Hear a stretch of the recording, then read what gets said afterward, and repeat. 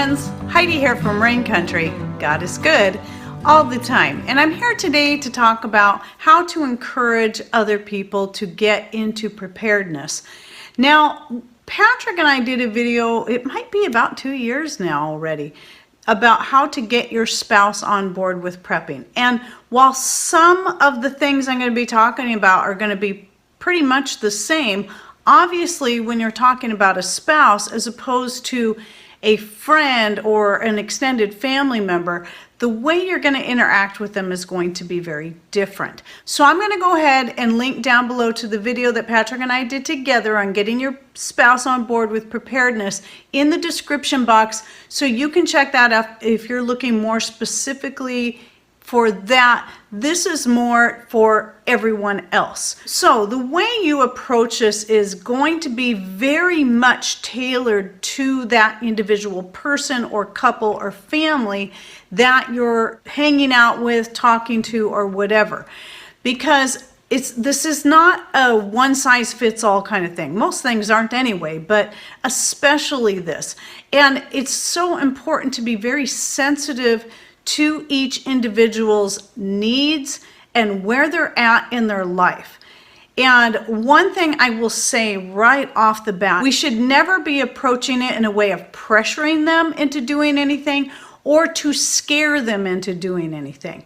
I mean, it's been proven that scare tactics don't work unless you have a DR before your name or you work for mainstream news. Those people seem to always be able to scare people into getting them to do whatever they want. But when it comes to our individual friend-family relationships, scare tactics never work. They will actually have the opposite effect. Well, I shouldn't say never. There might be those few people they will work on, but generally speaking, no.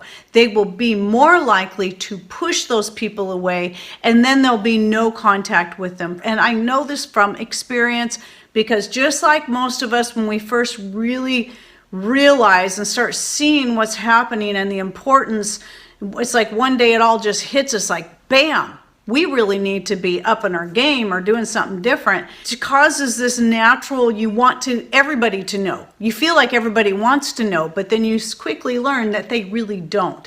As a society of people, we just want to believe that life is always going to be good. And even with the things that have happened in the past couple years, people still have this desire to think everything's going to be okay, everything's going to be fine. And so if you try to scare them out of that, you're only going to push them farther into it, because they're just going to shut you off and not listen. So approaching it in a way where you're showing love, kindness, compassion, and understanding is going to be the easiest way. So whatever situation you're in, you're going out to eat with those people, you're inviting them over for a meal, or you're just hanging out at a barbecue somewhere together. Let conversation flow naturally. And somewhere along the way in that conversation, it is very likely you'll find a way to briefly insert something that will fit into that situation, that will demonstrate the importance of being prepared in one way or another.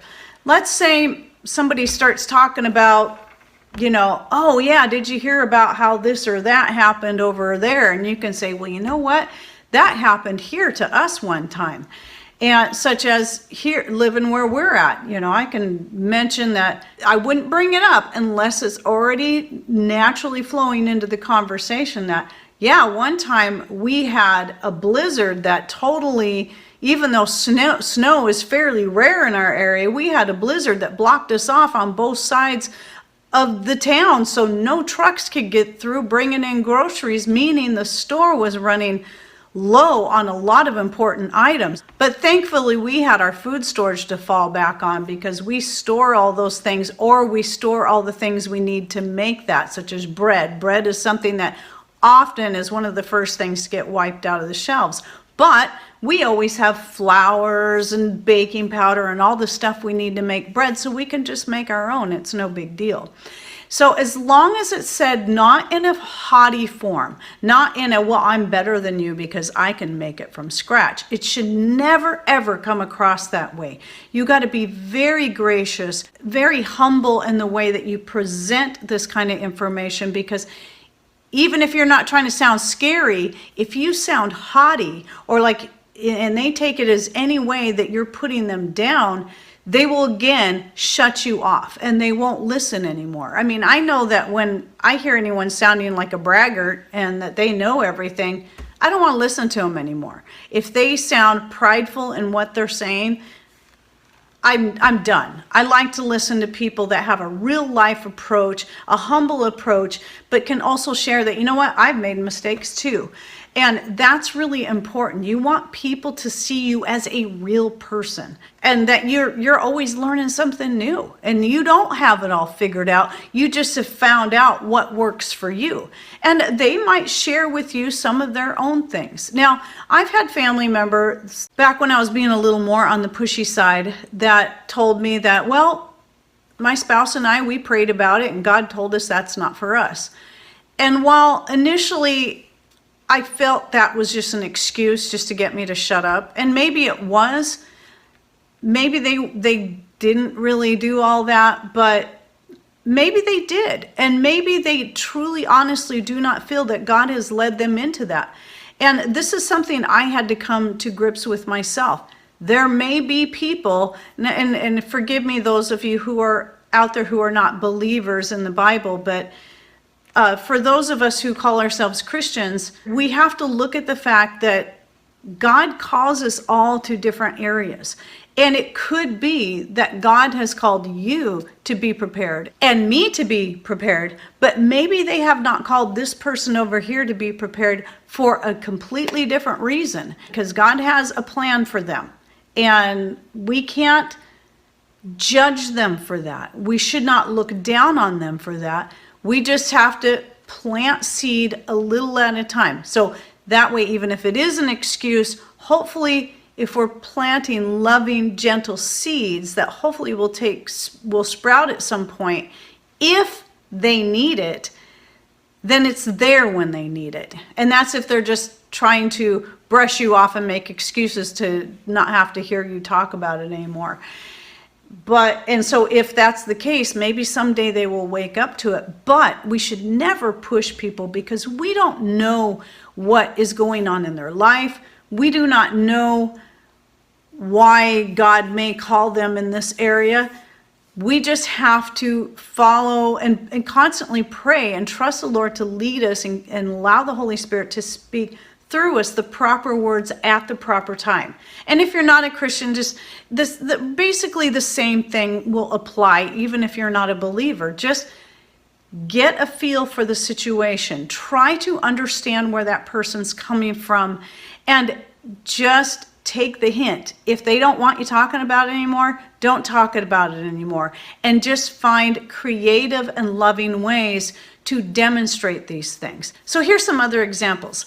One way is, if they're close enough in family and friends that you trust them to come over your house, invite them over for dinner. And maybe have them come over early enough that you can show how you're using things out of your food storage to prepare this meal. And they can just kind of see how you live. I'm not talking about showing all your food stores, animal stores, or anything like that. I'm just talking about having them see just how you live and how convenient it is to have food on hand, or how fun it is to go out and work in a garden and pick fresh produce. You go out there and you're going to make that salad. You've got fresh lettuces and snow peas and tomatoes and onions and whatever else that you're going to throw into that salad you're making for the dinner. And they will start, even if they don't want to immediately jump on board, they can at least see, without you having to say a word, the value of such things, the value of having a garden. And then when they eat that salad and they realize, oh my goodness, this tastes so much better than what I can get at the store or at the restaurant over here. And it might get them thinking. I mean, the same thing happened to me with tomatoes. I mean, getting tasty tomatoes where we live, or tomatoes that just have any flavor at all, is quite difficult. It's not that we don't have a great grocery store, but everything has to come from so far away, and it's, usually these things are picked green and allowed to ripen along the way, and a lot of times they just don't have any flavor by the time they get here. But when you're picking a fresh tomato from your own vine right in your own backyard, there's this powerful flavor that you didn't even know existed in a tomato. And all of a sudden, you want to start growing your own tomatoes because now you realize that is what a tomato is supposed to taste like. And it's those kind of things, those very gentle, loving ways. And then the same thing goes with, we're kind of in that time of year. A lot of us are still gardening, still harvesting things. And we all are going to, depending on what location of the country or the world that we're in, we're all going to have different things that are going to explode where we get more than we need. In our area, it tends to be zucchini. Zucchini comes out of our ears here.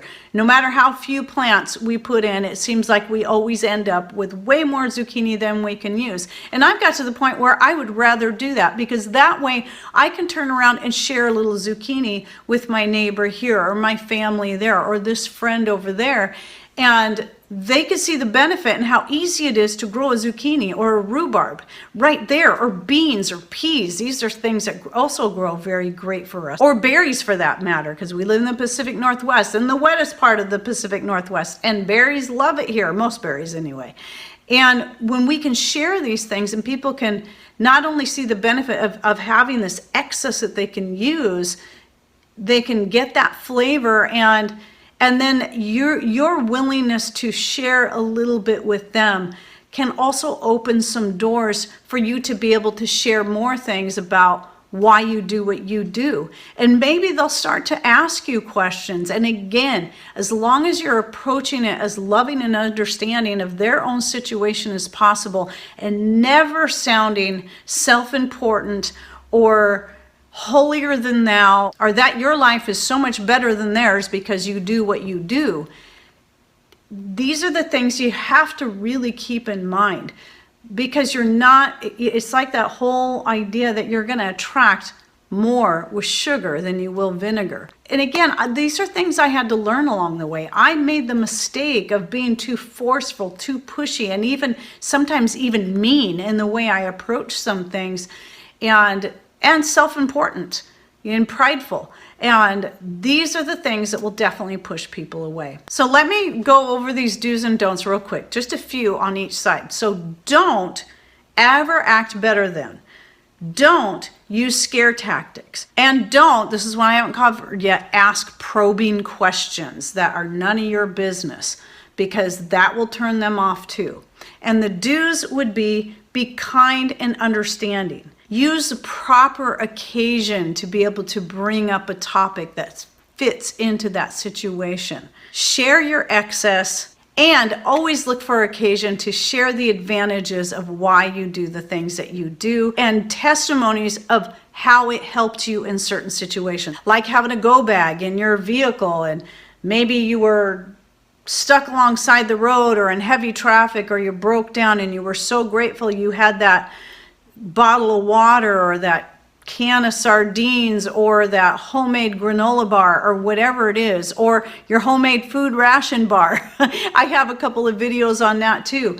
Or maybe you went to the store, you bought something, you realized you needed to put it on top of your rig and you needed something to tie it down with, and oh yes, and this has happened to us too, you happen to have some cordage on hand because you keep it in your go bag. It's one of those staples that should always be in your go bag. So that's just a couple of examples, and I could go on and on about the many examples and ways that I've been able to use our own situation to just carefully, without trying to step on toes or sound prideful in any way, explain why, wow, I'm so glad that I had this on hand because this happened and that happened. Or even the toilet paper crisis of 2020. Well, a lot of people who are already prepping already had toilet paper on hand, or had other means aside from toilet paper to take care of business, such as cloth wipes, which is what I use. Those kind of things when people are like, oh, what am I going to do about toilet paper? I don't have any toilet paper, or something like that happens again, or something similar. You can say, well,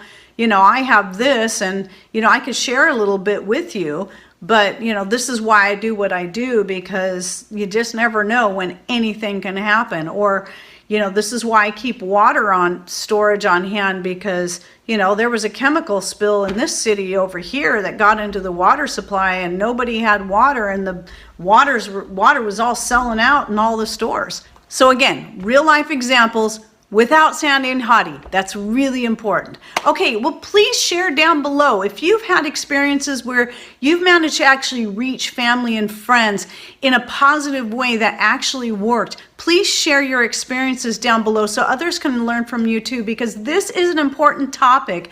And there's so many people out there that are using scare tactics, and for some of us, we kind of like that. It's kind of fun. But that is not always the best way to reach everyone, especially when you're talking about those people that are close to you.